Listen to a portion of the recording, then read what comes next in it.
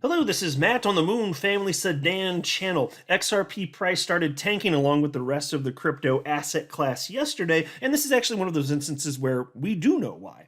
And it's not something that was specific even to XRP or the cryptocurrency asset class. Frankly, it was something that was hitting equities as well. And it's just a temporary struggle. I mean, you could look at what's happening with XRP in any type of scale as a temporary struggle. In terms of the fact that, the markets got hit literally just yesterday, we're already seeing crypto markets begin to recover. If you want to scale out a little bit, zoom out what's been happening over the last couple of years with all the nonsense and the SEC attacking, Ripple, and as a result, effectively harming XRP holders. All of this is going to be temporary too. I think it's a virtual inevitability that at some unknown point in the future, XRP hits a new all-time high in interest price discovery. Now, I don't know that for sure, and I'm not willing to make a price prediction, but I've been articulating for years why I believe that. And so this is nothing more than a tiny bump in the road, but I wanted to share with you a few things in this video, including what led to the price drop that we saw yesterday. And who knows what it's doing by that. You guys are in the future. You know more about price action than me because you're from the future. I'm in the past relative to where you are. But so who knows? Maybe price is way worse by the time you're listening to this. But it looks, at least at the time I'm recording this, as though things are, for the moment anyway, recovering. Additionally, I wanted to share this article. Had a few things to say about this. This is an article from the Crypto Basic titled, "Analyst Says XLM is Moving in Lockstep with XRP." So I always find this concept to be interesting because it is the case that certain coins have a tendency to move together. In this case, we're talking about XRP, and XLM, of course, is Stellar Lumens, which is a literal copycat of XRP, and the code was tweaked a little bit. So it was created by, just as XRP was, Jed McHale was the guy that came up with the idea for XRP. He's one of the three creators of XRP. And then once he left Ripple, he created XLM, which is literally a copy of the code and then tweaked in additional ways that he thought would, in theory, improve it. And so it's interesting to see that they are, to a certain degree, actually moving in lockstep. But before going further, I do want to be clear, I do not have a financial background of any kind. I am not offering financial advice.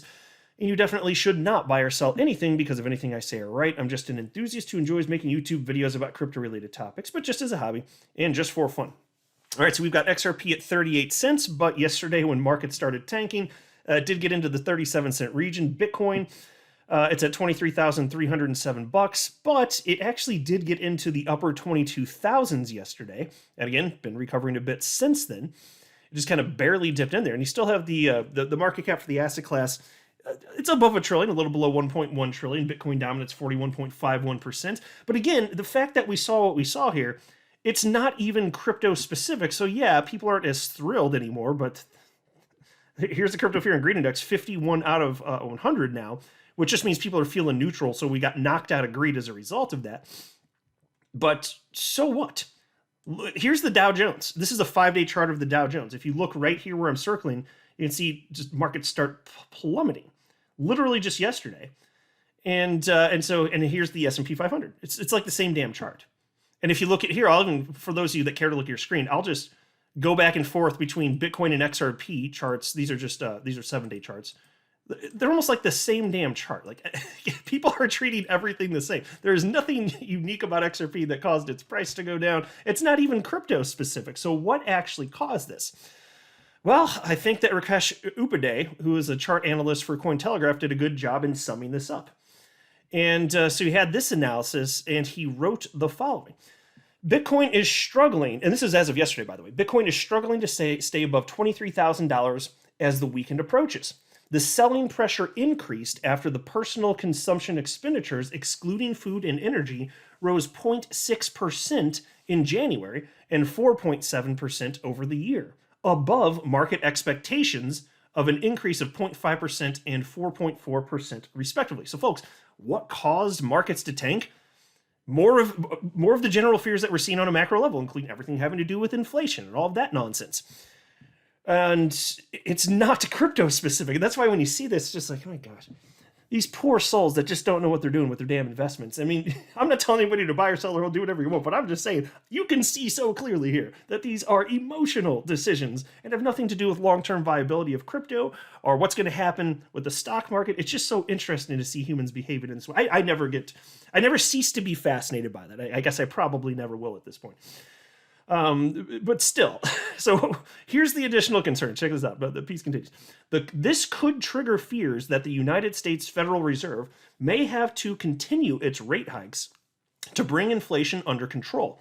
Expectations of a rate hike could strengthen the US dollar index further, which is already near a 7-week high, and that may put pressure on the cryptocurrency markets in the near term. A drop in the cryptocurrency markets may start a discussion that the rally in January may have been a bull trap. Okay, fair enough. And so humans behave in this way. When you're talking about risk on assets, you can be talking about crypto, you can be talking about equities. If it's a risk on asset, then when there is uncertainty, market participants don't like that. That's when money flows to risk off assets, like T-bills, for example, which, although considered to be very safe investments, offer some of the lowest returns that you could get with any investment. So it's like, I'll take the volatility. I personally will take the volatility. I'll just say that. But that's all that this is. It's a crypto risk on assets. That's just how it's being perceived. And then chart analyst Income Sharks, he clearly believes that. Yesterday he wrote, Bitcoin, the plan hasn't changed since $25,000. Obviously been the leading indicator as usual. Bearish divergence, downtrend. I like it for a nice bullish bounce on the trend, and we continue back up. Sorry, bears. Worst case is we break it and head to $20,000 and get a great buying opportunity. And so, folks, he doesn't think that we're going to be seeing $20,000. Not that it would be the most probable thing from this analyst's perspective, but he's saying even if it happens, well, it's obviously a blip on the radar. It'll be a great buying opportunity. I don't know how low that means XRP would go, but presumably lower. And okay, for the people that want to increase the size of their bags for XRP, and I'm not telling anybody to do this or not do this, but presumably they would perceive that as an enticing level compared to where we have been in recent days and weeks. Because you've seen XRP frequently above the 40-cent range. So what if XRP did get down to 35 or 36 cents or 34 cents or something? Well, that's a notable difference. That's going to entice a certain number of people who are looking to increase the size of their bags. That's just how this works in general. Now, somebody asked chart analyst Income Sharks the following. Is there any guarantee it can't go lower than $20,000? What confirmation do we have bull market will start now? Income Sharks responds and wrote, there's a lot of buy pressure, and I think stocks rebound. I mean, anything is possible, but I think the $12,000 bears are still being wishful. So, folks, he personally, and he's been pretty dead set on this, he does not see this disaster scenario ultimately playing out where we see $12,000, $10,000 Bitcoin. He does not think that is remotely probable.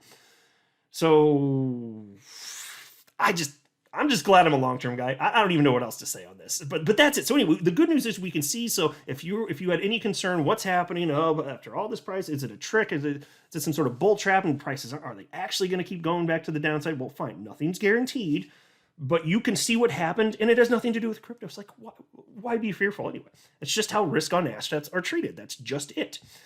Now to this story, I just find this topic to be interesting because it happens with certain types of coins. And I think it's easy to understand why. So check this out. Analyst says XLM is moving in lockstep with XRP. So here you go.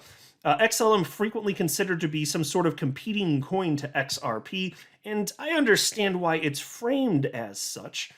And there's a certain amount of overlap with just about any cryptocurrency out there. So, okay, fair enough. I think it's mostly because of the origins, the fact that it's literally a copy of XRP and then the code was modified.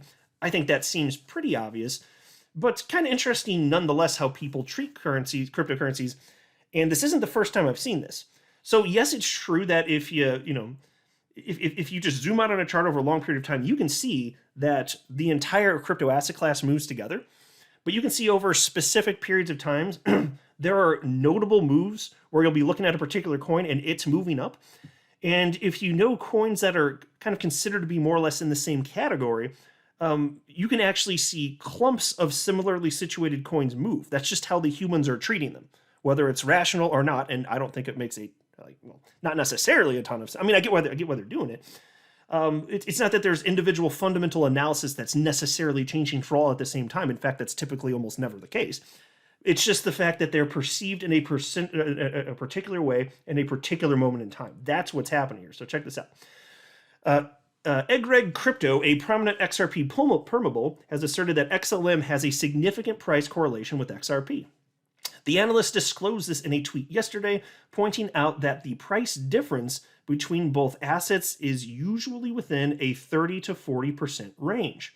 Consequently, he predicts that a higher XRP price will likely lead to a higher XLM price. And so I'll just say, again, I don't make price predictions, but maybe. And it won't surprise me because it's actually probably been, it could have been like a couple of years since I was even talking about this. It's been a long time, however long it's been.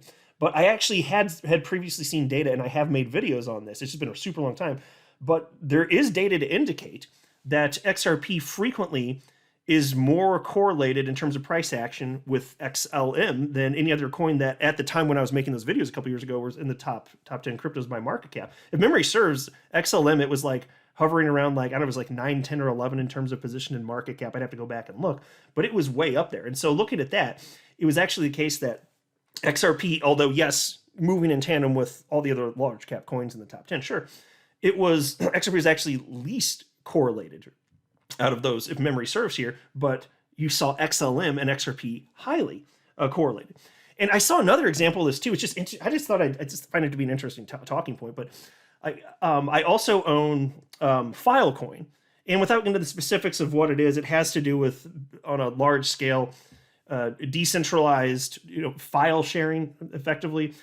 And so anyway, without getting into the specifics of what Filecoin is, the only point that I wanted to make on this, because that is, and it caught my attention because it is a coin that I hold, is that Filecoin, after hitting its lows recently in December, I guess it was like $2.96 or something like that, it blasted up recently to like almost $10. And it's pulled back a bit since then. But my point I wanted to make is that when Filecoin started moving to the upside, there are some other coins that I hadn't even heard of that are considered to effectively be going towards the same goal in terms of this decentralized global file storage system. And again, having not heard of those ones, I saw somebody pointed out to me, and I'd give credit, I just don't know who it was off the top of my head, and it's been a little bit now. But as at the same moment Filecoin's rocking off these other coins, and it's not that the fundamentals for any individual coin change, it's that they were just kind of clumped together and treated in that way. And so for the indefinite future, I think I'm just pointing out, I think, yeah, you're probably going to see that with XRP and XLM, but I think in a sufficiently mature asset class, you'll probably see a bit less of that. And most of these coins probably go to zero anyway. But it's fascinating to see how people are treating certain things. It's just, I don't know, this everything that's happening in crypto, it's just like, if you enjoy people watching, boy, have I got an event for you. Like, it's really something. You can just kind of like see what people are doing in terms of buying and selling. But, and look, I hold some XLM. I've been holding XLM since 2017. It's another one of those ones I just continue to hold. I am Mr. Patient here. However long this takes, I am here for it. And it's been a longer, bumpier ride. Well, certainly bumpier ride than I was hoping. In terms of length, it's actually not longer than what I was hoping. I mean, I kind of hoped that maybe would have seen a new all-time high for XRP sooner, and I think we likely would have if not for the SEC. But even so, if I look at what my mindset was in 2017, yeah, I thought, okay, well, maybe it's from here, I don't know, 5 or 10 years, and then maybe my XRP will be worth way more, my crypto in general might be worth way more, so I'm just going to take the long-term approach. I just didn't realize the degree to which it was going to be bumpy, specifically due to regulatory concerns. The volatility, I know I understood that in terms of bumpiness there. Yeah, I got it. I'm here. That's why I'm here. I'm here for the volatility because volatility is the purpose of investing. So yeah, you don't like it when it goes to the downside, but if you look at what's been happening with the crypto trending upward for 14 years, yeah, I'll take the downside because I know what it means for the upside should the trend continue. And I have placed my bet. The trend is going to continue. The genie's out of the bottle. Crypto isn't going to cease to exist. Even if I'm the most unfortunate person on the entire damn planet to ever invest in crypto and everything I put my money in actually goes to zero, which, okay, it's possible. I'm not wrong about crypto in general. If I actually bet on all the wrong horses, well, then, like, F my life. Fine. But I don't find that to be likely. But even if so, like, crypto is clearly here to stay. And with being the case that you can have business models that are valuable to humans that otherwise couldn't exist, that alone makes it obvious that this isn't going to go away. So, and I still am honestly very optimistic that even though, like, honestly, the biggest concern I have in terms of long-term viability in the United States for any crypto, it's because of the SEC and other government agencies now they're coordinating to take down crypto. I'm still optimistic that what should be done will be done, and there will be sufficient and positive regulatory clarity at some point in the future. And If not, I don't know. I'm just going to keep monitoring things, and I'll figure stuff out along the way, just like any other human, because there's so many balls being juggled all up in the air. Like, we don't know we don't know how everything's going to end up.